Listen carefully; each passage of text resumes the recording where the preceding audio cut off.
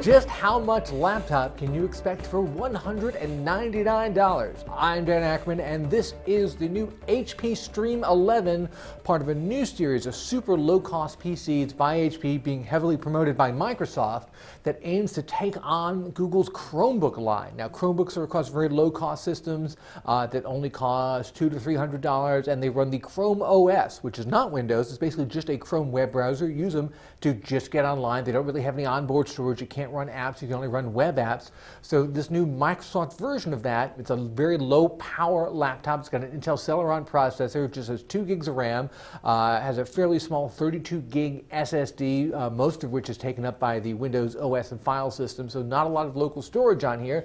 HP says this is basically a cloud-friendly computer. You do the same things on it you would do with a Chromebook. You use your webmail, use social media, you surf the web, maybe you stream videos over Netflix, and for that kind of stuff, it actually works fine.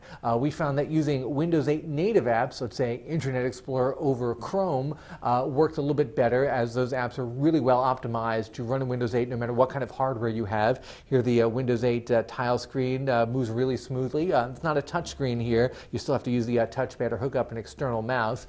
I will say for a $200 laptop, the design was actually fairly nice. You can get this in blue or pink. It's got kind of a gradiated dot pattern on the keyboard tray, and it looks perhaps slightly better than you would expect a $200 laptop to look. The keyboard bows up a little bit in the middle. It's a tiny bit warped, but not so much that it's going to really interfere with your typing. Performance-wise, this kind of threaded the needle between inexpensive Chromebooks and very low-end Windows laptops, faster in some tests, slower in others, still not particularly fast no matter what. But there was one very impressive thing about this, and that was the battery life on our fairly challenging video playback battery drain test. This guy ran for almost 8 hours, which is a lot more than anything else in this price range. I'm Dan Ackerman, and that is the HP Stream 11.